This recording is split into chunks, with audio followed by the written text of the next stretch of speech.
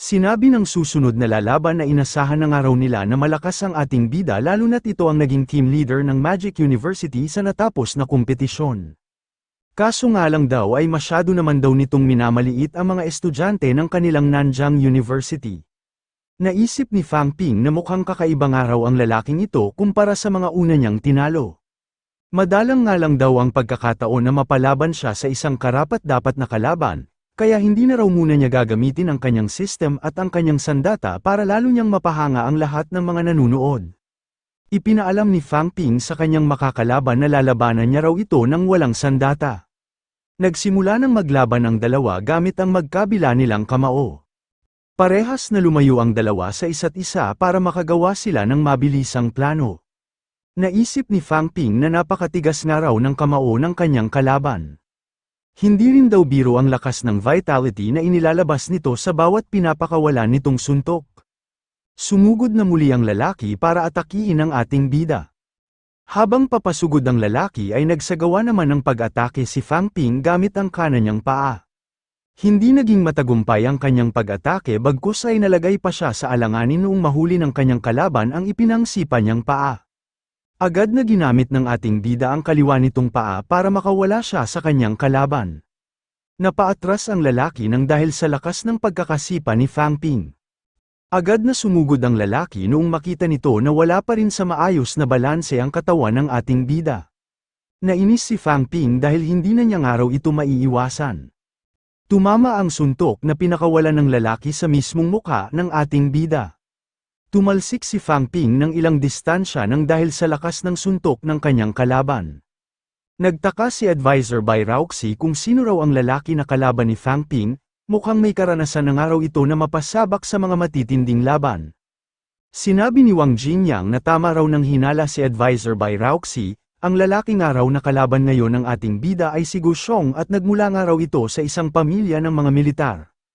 Nag-alala si Advisor Bai Rauxi dahil nalalagay nga raw ngayon sa panganib ang ating bida.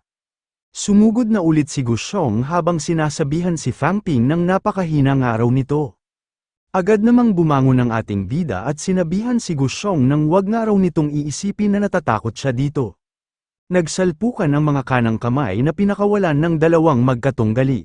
Sa lakas ng kanilang pag-atake ay parehas na nagtamo ng pinsala ang mga ipinangsuntok nilang kamao.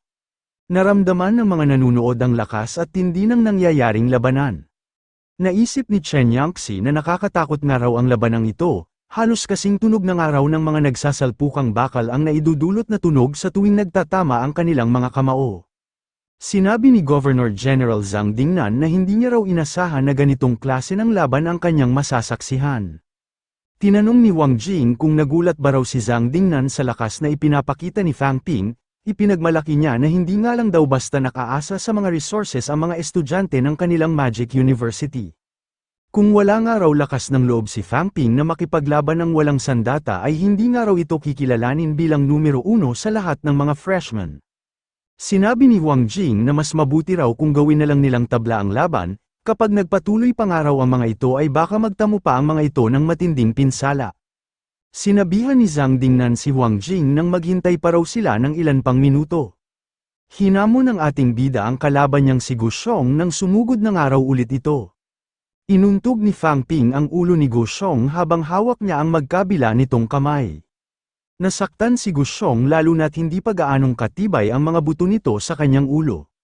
Natuwa si Fang Ping noong makita nito ang epekto ng ginawa niyang pag-atake. Dahil doon ay muli niya itong inatake gamit ulit ang kanyang ulo. Tuluyan ang nanghina si Gu Xiong nang dahil sa matinding pagkahilo. Sinabi ni Governor General Zhang Dingnan na tama nga raw siya ng hinala, hindi na nga raw nila kailangang patigilin pa ang laban dahil matatapos na rin agad ito.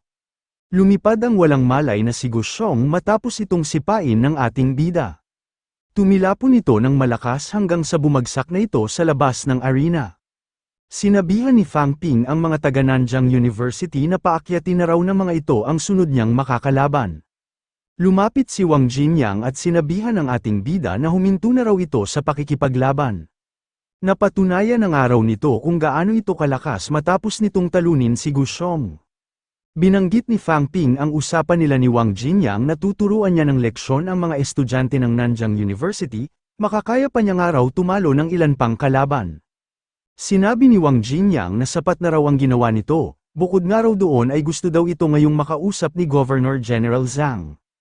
Nagulat naman si Fang Ping kung bakit gusto siyang makausap ng Governor General ng Nanjiang. Agad na nagtungo ang ating bida sa opisina ni Governor General Zhang.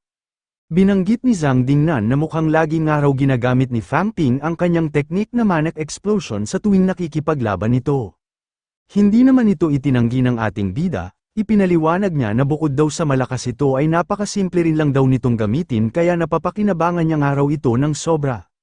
Sinabi ni Zhang Dingnan na ang manic explosion daw na na-master ni Fang Ping ay ginawa niya nung isa pa lang siyang rank 4 martial artist, kaya hindi nga raw ito ganoong kaperpekto. Pinalutang ni Zhang Dingnan ang libro na kanyang inihanda para sa ating bida. Sinabi niya na ito nga raw ang bagong bersyon ng manic explosion na ginawa niya matapos niyang maging isang grandmaster. Sinabihan niya si Fang Ping na tanggapin nga raw nito ang bagong bersyon ng ginagamit nitong teknik. Namangha si Fang Ping sa paggamit ni Zhang Dingnan ng telekinesis. Agad na nagpasalamat ang ating bida matapos niyang tanggapin ang libro na ibinigay ng Governor General.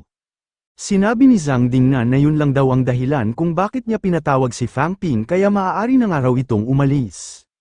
Pumasok ang nakikinig na si Huang Jing at sinabi na sana nga raw ay hindi madismaya si Zhang Dingnan sa ating bida. Binanggit ni Zhang Dingnan na malapit na nga raw lumabas ang sunod na lagusan ng catacombs sa kanilang Nanjiang province. Umaasa nga raw siya na sana ay lumakas agad ang iba nilang mga juniors para magawa ng mga itong makatulong. Tumila po ng isang lalaking estudyante papalabas ng arena. Idineklara ng referee na ang nagwagi raw sa huling laban ay ang Magic University. Pinuri ni Fang Ping si Yang Xiaoman at sinabi na hindi na nga rin daw masama ang ipinakita nito. Nagyabang si Yang Xiaoman nang hindi niya man lang daw nagamit ang buo niyang lakas dahil napakahina raw ng kanyang nakalaban. Nainsulto ang natalong lalaki sa kanyang napakinig, tinanong niya si Yang Xiaoman kung anong araw ang sinabi nito. May umakyat sa arena at tinanong ang natalong lalaki kung may mali ba raw sa sinabi ni Yang Xiaoman. Hindi na nakaangal ang natalong lalaki noong makilala niya kung sino ang nagsasalita. Sinabi ni Wang Jinyang na mas matatanda nga raw ang mga lumaban na estudyante ng Nanjiang University pero napakadali lang daw ng mga itong natalo sa bawat laban, ni kahit isang beses ay hindi man lang daw ang mga ito nakapanalo sa mga taga-Magic University. Sinabihan ni Wang Jinyang ang mga estudyante ng kanilang universidad na pag-isipan daw ng mga itong mabuti kung bakit ng mga ito piniling pumasok sa isang martial arts university. Natahimik ang lahat matapos silang tamaan ng mga sinasabi ni Wang Jinyang. Naisip ni Fang Ping na naroon nga raw sila para maging malakas at para maprotektahan nila ang mga tao na gusto nilang protektahan. Sinabi ni Wang Jinyang na malamang daw ay alam na ng mga ito na ang mga taong mahihina ay habang buhay na lang magtatago sa anino ng mga malalakas. Tinanong niya ang mga estudyante ng Nanjiang University kung habang buhay na lang ba raw ang mga itong magiging mahina. Sumigaw ang mga natalong estudyante nang ayaw nga raw nila itong mangyari. Naisip ni Fang Ping na ginamit nga raw sila ni Wang Jinyang para gisingin ang lahat ng mga juniors nito. Gusto nga raw nitong tulungan ng mga estudyante ng Nanjiang University kaya binigyan niya ang mga ito ng isang leksyon. Sinabihan ni Wang Jinyang ang mga Nanjiang University students na kung ayaw nga raw ng mga itong maging mahina habang buhay, ay dapat na ang mga itong mag-isip kung ano ang kailangan nilang gawin simula ngayon. Naisip ng ating bida na isa nga lang daw ang kailangan nilang gawin at iyon ay ang magpalakas. Pagkabalik niya nga raw sa kanilang universidad ay susubukan na nga raw niyang mag-breakthrough sa pagiging isang rank 3 martial artist. Kasalukuyan ngayong naghihintay si Fang Ping sa labas ng Building 3 ng Magic University Southern District. Naisip ng ating bida na sulit nga raw ang naging pagpunta niya sa Nanjiang Province dahil nagkaroon daw ulit siya ng pera. Umangat na nga raw sa 21 million ang kanyang wealth value at nakaipon na rin daw siya ng 80 academic points. Kaso nga lang daw ay hindi pa niya alam kung magkano ang kanyang magagastos bago siya makapag-breakthrough sa rank 3. Sinabihan ni Advisor Lu Fengro ang ating bida na sumunod daw ito sa kanya. Napahinto sila sa paglalakad noong matuon ang atensyon nila sa dalawang estudyante na naglalaban. Nagulat si Fang Ping noong makilala nito na si Qin Fengqing ang isa sa mga nakikipaglaban na estudyante. Binanggit ni Advisor Lu Fenbro na isa na nga raw ngayong pick rank 3 si Qin Fengqing. Sakto nga raw pala ang pagpunta nila doon, masasaksihan nga raw ng ating bida kung ano ang mga abilidad ng isang rank 3 martial artist. Tinanong ni Fang Ping kung sino raw ang lalaki na kalaban ngayon ni Qin Fengqing. Sumagot si Lu Fenbro na ito nga raw si Zai Lei at isa nga raw itong advanced rank 3 martial artist. Ito nga lang daw ang isa pang estudyante na nakapag-bone forging ng 3 beses bukod sa ating bida. Sinabihan ni Zai Lei si Qin Fengqing nang tingin na ba raw nito ay maaari na nitong gawin ang lahat ng gusto nito nang dahil lang sa isa na ito ngayong peak rank 3 martial artist. Walang takot na sinabayan ni Qin Fengqing ang pag-atake na ginawa ng kanyang kalaban. Nabahala si Zai Lei sa lakas ni Qin Fengqing kaya agad itong tumalon para umatras. Sinabi ni Qin Fengqing na ano naman daw kung 3 beses nang nakapag-bone forging si Zai Lei, paglalaroan na niya nga lang daw ito simula ngayong araw. Napailing si Zai Lei noong maramdaman nito ang sakit ng nagdurugo niyang kamao. Namangha si Fang Ping sa lakas na taglay ni Qin Fengqing, hindi man lang daw ito nasugatan kahit na malakas din ang kinakalaban nito. Sinabi ni Lu Fenbro na natural lang daw ito lalo na't isa na itong peak rank 3 martial artist, tinanong niya rin ang ating bida kung ano pa raw ang naging iba nitong obserbasyon. Sumagot si Fang Ping na madali nga lang daw na nagagamit ni Qin Fengqing ang taglay nitong vitality para gamiting pangdepensa at pang-opensa. Sinabi ni Lu Fenbro na tama nga raw ang naging obserbasyon ng ating bida. Pinaliwanag niya na ang mga rank 2 martial artist nga raw ay pinapatibay lang ang mga buto sa 4 na limbs, na siyang rason kung bakit kalat-kalat ang lakas ng mga ito at nahihirapan ang mga itong ipunin sa isang partikular na lugar ang taglay ng mga itong vitality. Sa mga rank 3 martial artist nga raw ay mas madali lang itong gawin, pinapatibay na rin daw ng mga ito ang pinakasentro ng katawan kaya mas lalo ring lumalakas ang 2 paa at 2 kamay ng mga ito. Ito nga raw ang rason kung bakit elites na ang tawag sa mga rank 3 martial artist. Tinanong ni Fang Ping kung paano raw nagagawang makipaglaban ni Qin Fengqing ng ganoong katagal. Sumagot si Lu Fenbro na ang mga peak rank 3 martial artist nga raw ay napatibay na ang lahat ng bahagi ng katawan simula sa kanilang mga litid hanggang sa kanilang mga laman, halos may hahalin tulad ng araw sa bakal ang tibay ngayon ng katawan ni Qin Fengqing. Binanggit ni Lu Fenbro na torso bones pa lang daw ang napapatibay ni Zai Lei kaya ordinaryo pa rin lang daw ang taglay nitong pangangatawan. Naisip ni Fang Ping ang binanggit ni Lu Fenbro na pagpapatibay sa litid hanggang sa laman ng katawan. Nakakamangha nga raw pala ang mga rank 3 martial artist dahil hindi na lang sa dami ng napatibay na buto na susukat ang taglay ng mga itong lakas at kakayahan. Pinagpatuloy na ni Fang Ping ang paglalakad hanggang sa makarating na sila sa bungad ng energy room. Sinabi ng nagbabantay na lalaki na kailangan daw magbayad ng ating bida ng 50 academic points kung gagamitin nito ang energy room sa loob ng 5 oras. Sinabihan rin nito si Fang Ping na ipakita nga raw nito sa kanya ang martial arts pass nito. Sinabihan naman ni Advisor Lu Fenbro ang ating bida nang wag nga raw itong tumingin sa kanya at gamitin nga raw nito ang sarili nitong pera. Naisip ni Fang Ping na hindi nga raw madali ang makaipon ng academic points, masyado naman daw napakamahal ng gagamitin niyang pasilidad. Iniska ni Advisor Lu Fenbro ang martial arts pass ng ating bida. Sinabihan niya si Fang Ping nang wag na nga raw itong magreklamo dahil maiintindihan rin daw nito kung bakit napakamahal doon sa sandaling makapasok na ito sa loob. Nagulat si Fang Ping noong makaramdam siya ng napakaraming enerhiya sa kanyang paligid. Pakiramdam niya nga raw ay parang nag-activate agad ang lahat ng taglay niyang vitality sa loob ng kanyang katawan. Pinaliwanag ni Lu Fenbro na nagmula nga raw sa pagsusunog ng energy or ang enerhiya na nararamdaman nila ngayon. Mas mabilis nga raw na nanunumbalik doon ang nagagamit na vitality kaya mas magiging mabilis rin daw ang nagagawa doon na cultivation at pagpapatibay ng mga buto. Sinabi ni Lu Fenbro na maaari na raw silang magsimula kapag nakahanda na ang ating bida.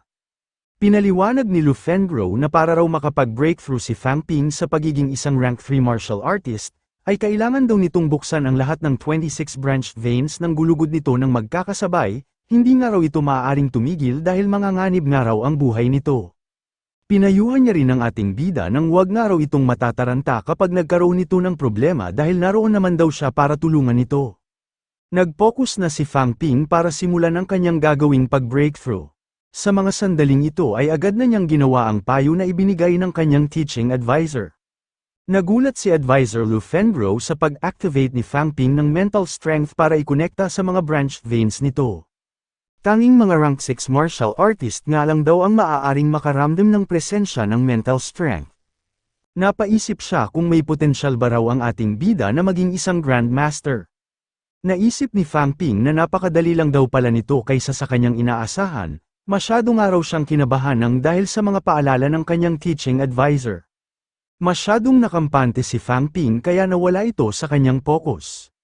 Agad namang tinulungan ni Lu Fengro ang ating bida para mawala ang nararamdaman nitong sakit, sinabi niya rin na mag-focus nga lang daw ito at huwag nga raw itong mag-isip ng kung ano-ano. Pinagpatuloy ni Fang Ping ang kanyang cultivation hanggang sa magresulta na ang kanyang paghihirap. Makalipas ang 4 na oras ay nakatanggap siya ng notification na nakapag-breakthrough na raw siya sa rank 3. Agad niyang ipinaalam sa kanyang teaching advisor na isa na raw siya ngayong rank 3 martial artist.